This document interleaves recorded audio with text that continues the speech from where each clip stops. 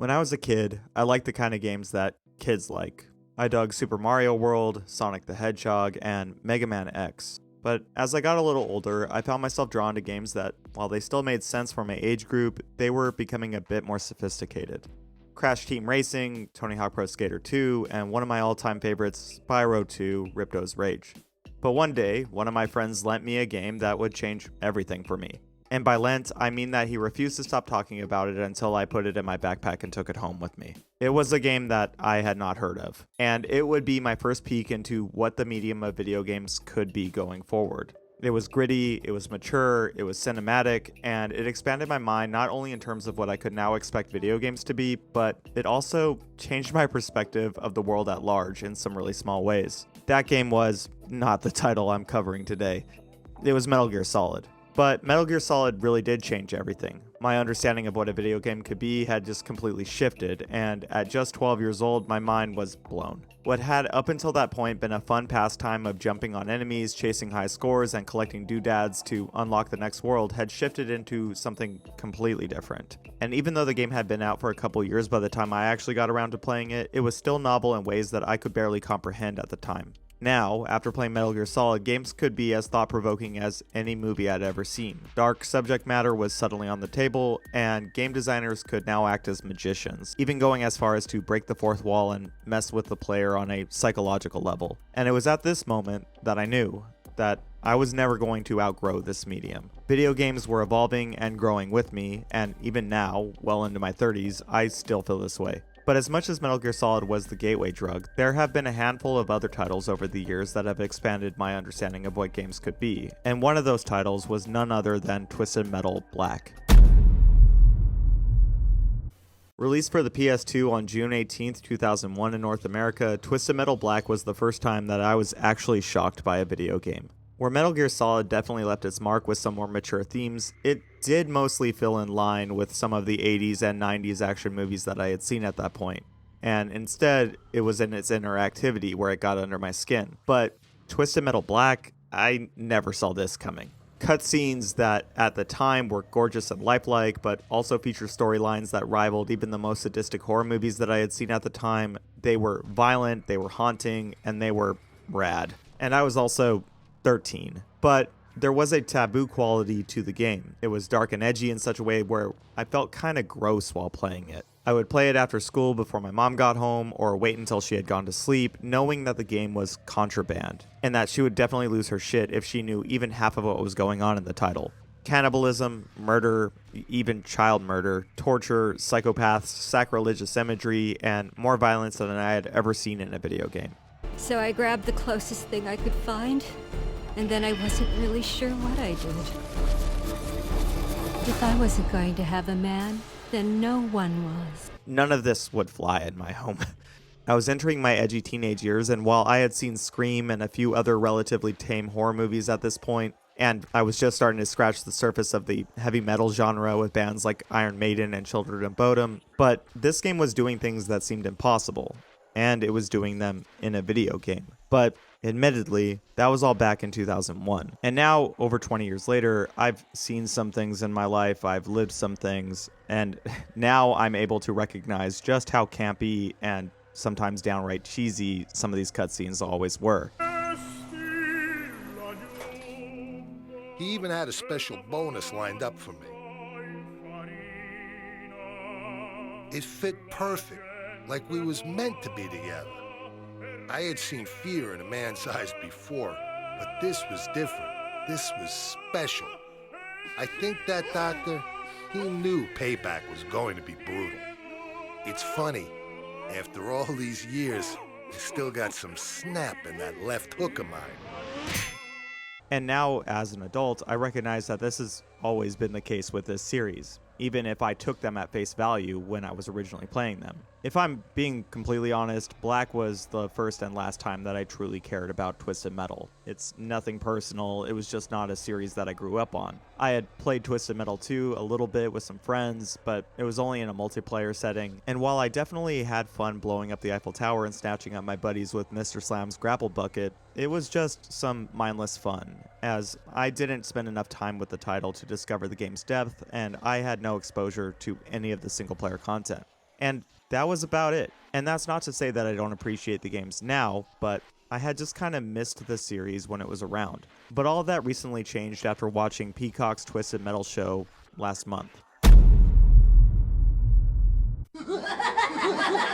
With video game adaptations having, well, a certain reputation, I decided to watch Twisted Metal expecting something stupid and trashy, something that I could laugh at while wondering how it was made in the first place. But instead what I got was a terrific character drama with some excellent world building, genuinely funny and clever writing, and a show that showed a certain respect for its source material. And while I know this may sound crazy, Twisted Metal is not only what I now believe to be one of the best video game adaptations I've ever seen, but also one of my favorite TV shows altogether in recent years. And I know, what the fuck, right? I think it mostly comes down to its tone and self-awareness. The show knows that it has an insane premise, and it just doesn't shy away from it. But the showrunners and directors also decided to build a world out of that insanity and knew when to lean into its craziness, and also when to reel it in and ground the storytelling to its fully fleshed out characters. And with Anthony Mackie as John Doe, Stephanie Beatriz as Quiet, and the tag team of Samoa Joe and Will Arnett coming together to bring Sweet Tooth to life, this show is able to punch above its weight in both the more reserved character development moments and the slapstick chaos sequences. The whole production has this sort of lived-in feel to it, where the world feels like it has a culture, rules to its society, and a history that informs all of its events. And I might be crazy to make this comparison, but the whole time I was watching it, I got some real Firefly vibes from the show. The world was convincing, I cared about every single character, somehow, and every time the plot peeled back layers that either advanced the world building or characterization, I was hooked. Choices like placing an entire village in a fleet of interconnected semi-trucks known as the Convoy, or an episode that entirely takes place in an abandoned fast food restaurant in order to explore two of the main characters, these things are done so well that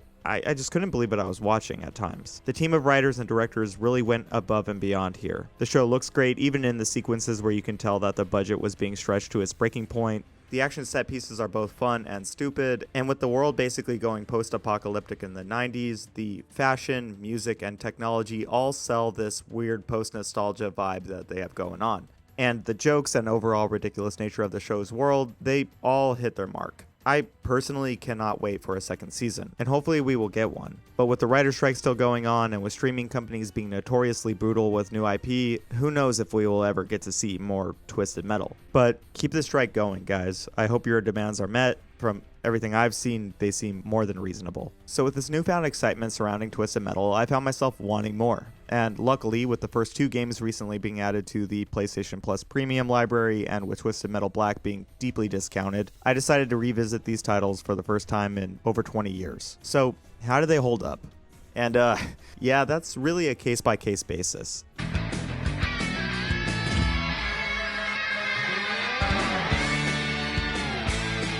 Twisted Metal, developed in 1995 by Single Track and Sony Interactive Studios for the PlayStation 1, it's certainly a product of its time. What started off as a joke after being frustrated by Los Angeles traffic and wishing that they could just blow up the other cars with rockets and machine guns to get to their destination quicker, co-creators David Jaffe and Mike Giam were tasked with visiting the Utah-based Evans and Sutherland in Salt Lake City, Utah, after Sony had contracted the military sim company after being impressed with their 3D graphics tech. Jaffe was later tasked with forming a design team with members of ENS after the young designer had more or less alienated the other teams that he had worked with up until that point, and what was kind of seen as his last chance in the industry, Jaffe and his new team formed Single Track, a team best known for the first two Twisted Metal games, Warhawk, and the first two Jet Moto games. Twisted Metal had less than 12 months for development time and went through a few revisions, with working titles like Urban Assault, Cars and Rockets, which, yeah, that's creative, and High Octane. It was released in North America on November 5th, 1995, and received mostly positive reviews, even going as far as to win EGM's Game of the Year award for that year. And yeah, that's more of a sign of the times than anything. For me now, playing this title in 2023, this game kind of functions as more of a proof of concept than anything else. And it's just because the game is just simple. After reading the prologue that sets the stage, a stage that shows series antagonist Calypso hosting the 10th annual Twisted Metal tournament on Christmas Eve of 2005 in Los Angeles, with the last contestant standing winning anything that he or she desires. And all this is shown to you with crawling text over one of the most bizarre character portraits I've ever seen. The player is dropped into a very limited menu screen, with the one player contest functioning like an arcade mode not too dissimilar from the tower mode of Mortal Kombat. You choose your contestant from a list of 12 different playable characters, all of which drive their own vehicle, ranging from taxis to semi-trucks and cop cars to dune buggies, and then you can read a blurb on your vehicle, its special weapon and driver, complete with some dubious portraits of the cast. And then you're just set off into your first match. And yeah, while this certainly may have had its day in the sun, by today's standards, this game is rough. Flickering and warping textures, low frame rate, vehicles that handle simultaneously very stiffly, but also loosen the way that collision detection factors in, a butt rock soundtrack, and combat that is just kind of there. You have machine guns that can overheat if you lay on the trigger too long, you have a special weapon that can do a decent amount of damage to your opponent, and the rest of your damage is going to come in the form of environmental pickups. If I had to explain what this game feels like by today's standards, it feels like you are putting around in a car that operates under its own bizarre logic, and it always seems like it is at risk of flipping over with every single turn. All while your opponents barrage not only your vehicle, but also your ears with bit crush sound effects, and the screen is just assaulting you with warping polygons as you desperately try to arm yourself with enough firepower to take out your opponents. But rather than just slam this game, I'll let some footage roll for a second, because I think this is going to be a matter of tastes.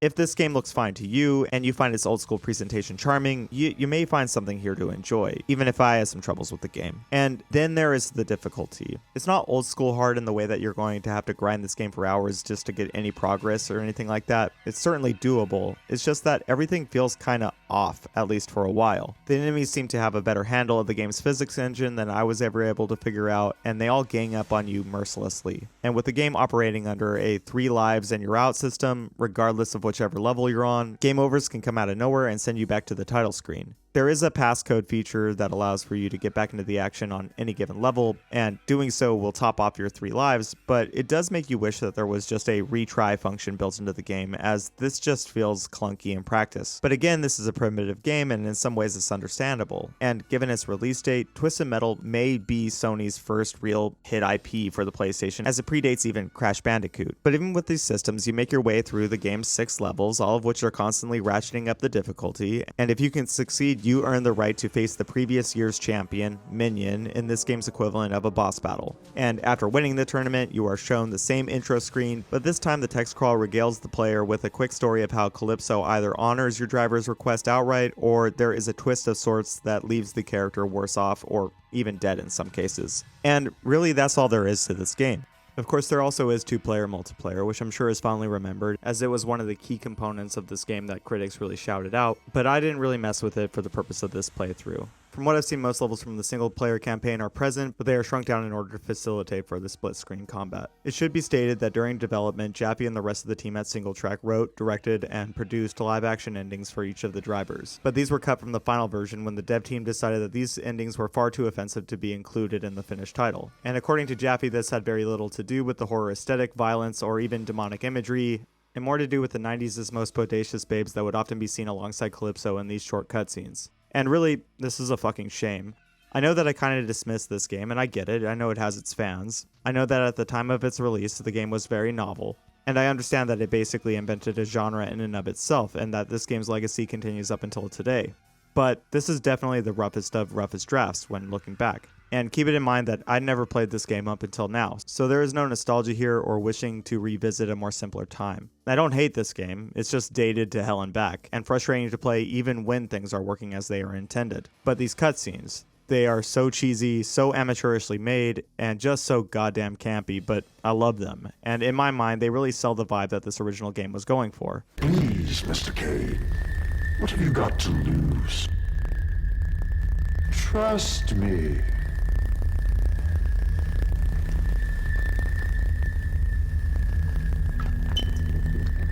Oh, that's strange. It tastes like... Mr.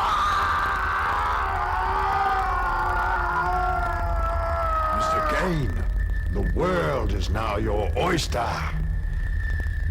I need a driver. Someone to travel the world and search for new drivers for each year's competition. You'll never die. And you'll drive forever. What do you say, Mr. Kane? Sounds good to me, baby! And it is by some divine intervention that they were included as bonus material in the extra twisted edition of Twisted Metal Head On released for the PS2 in 2008. because it is a crime against humanity that these were cut from the original game. You definitely should play the original Twisted Metal if you haven't. It is an important footnote in the history of video games, and there is definitely some style and vibes to be seen here, but if you are just looking for a certified classic to play from a bygone era, maybe skip this one for now. Twisted Metal 2, however, is a different story. With the first game and Warhawk selling exceptionally well, with both games moving a combined 500,000 units and generating over $28 million in revenue for Sony, a sequel to Singletrack's vehicular combat game was a no-brainer. And the team definitely chose to up the ante. Set 1 year after the first game's tournament, Calypso looks at the destroyed battleground of Los Angeles and decides to bring the tournament to the world stage. Now the game takes place in 9 different cities around the world, including Moscow, Hong Kong, and of course, Paris, but more on that later. Every character now has a lightly animated and fully voiced comic book style ending cutscene, and these, when coupled with their more cartoonish nature, make it so that while these endings are still campy and cheesy, they feel more tonally consistent this time around. We demand that you give us the ability to fly! Certainly. That is so cool! Congratulations. I have granted your wish. Have a great time in the friendly skies. Let's go! Wow! Hey, man, this can't be right. Wow!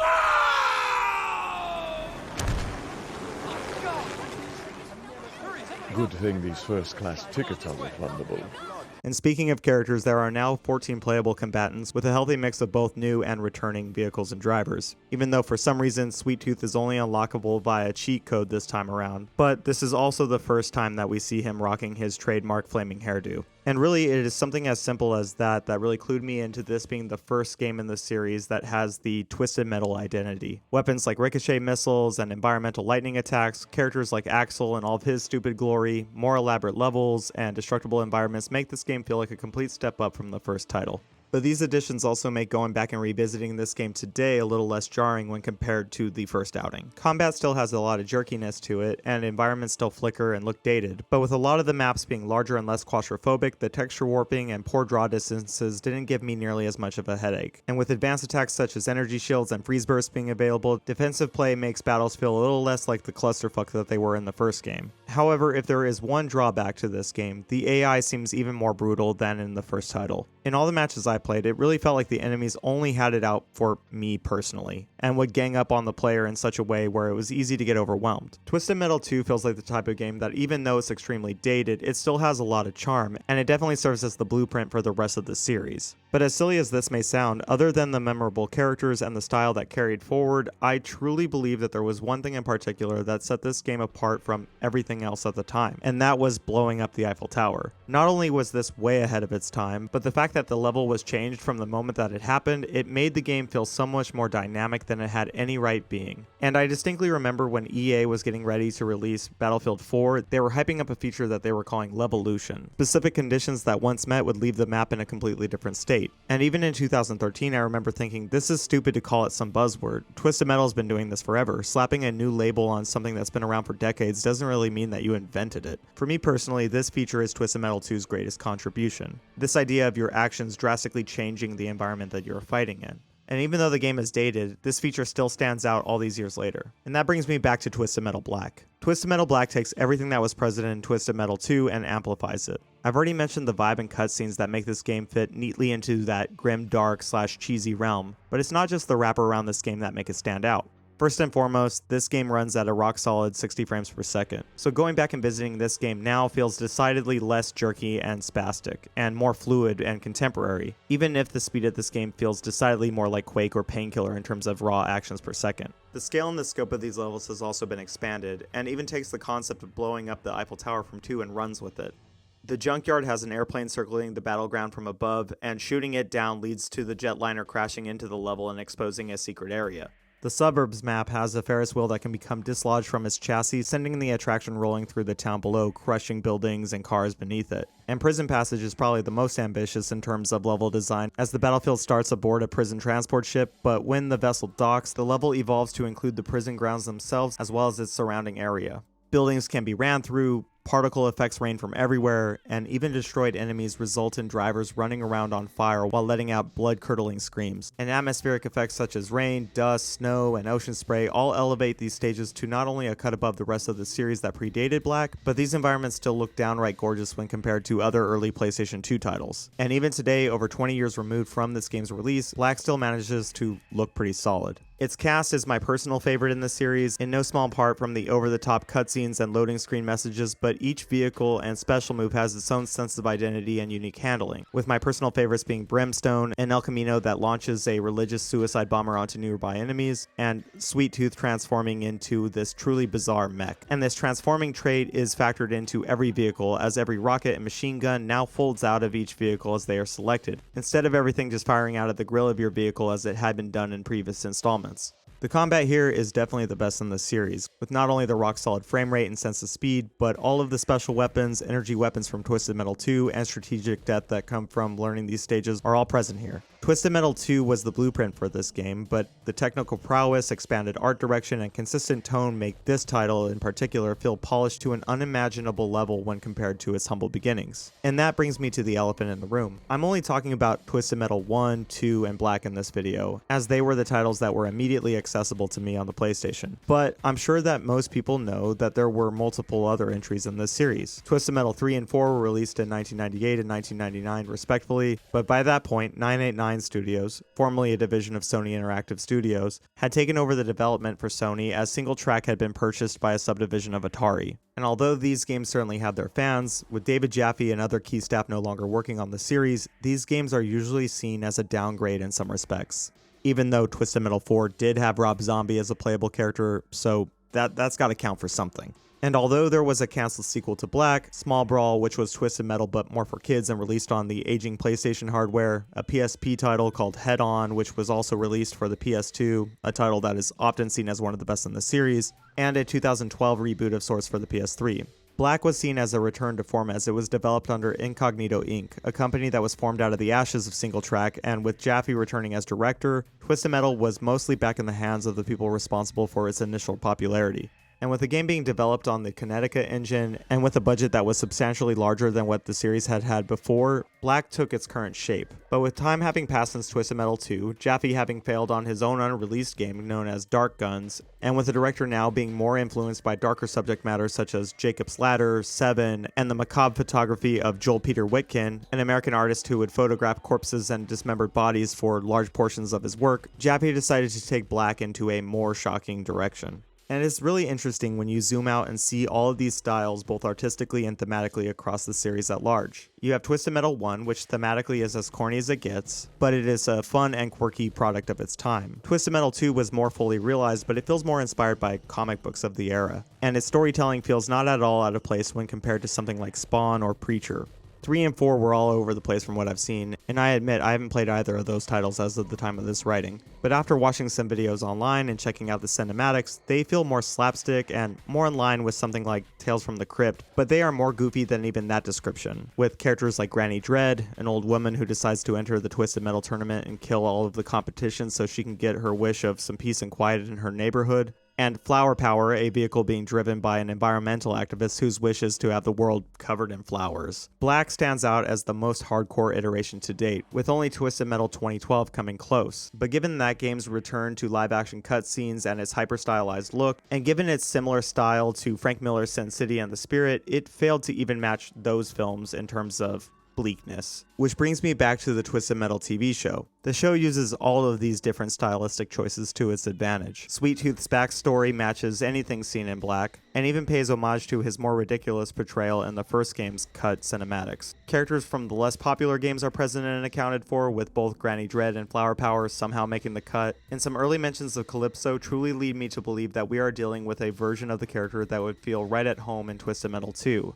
And with characters like Mr. Slam being included in such a, well, interesting way, nothing seems like it's off the table. And at the end of the day, Twisted Metal is a series that has been around for nearly 30 years. It had its heyday, and it has spent several years dormant at a time, but given how simple these games were, the audience that they have built along the way have made it so that this series never really just died off like so many other franchises of this era have. And really, I think that Twisted Metal's longevity comes from it always having its own well-defined style that changes with the times. With such a solid foundation being laid with the first season of the show, with the second season presumably being a proper tournament, I can't wait for a follow-up. And hopefully with this renewed interest, Sony will find a way of giving its loyal fan base something to look forward to. These titles are video game-ass video games. And that's alright, because above all else they are fun to play. And with so many different interpretations for the series existing over the years, Twisted Metal has shown that it is a franchise that can be whatever the fuck it wants to be, as long as there are cars, machine guns, and a clown with his head on fire. If you made it to the end of this video, thanks for watching. It's always greatly appreciated. And if you enjoyed the video, please consider dropping a like, comment, or subscribing, as it greatly helps the channel. If you haven't seen the Twisted Metal show yet, I highly recommend it, as it is by far one of the best video game adaptations I've ever seen. And if you have any other adaptations you'd like to recommend, please let me know about them in the comments below. Or let me know what your personal favorite entry in the Twisted Metal franchise is. But that's going to be all for today, and I hope to see you in the next video. Until then, you're all beautiful people, and I hope you have a great day.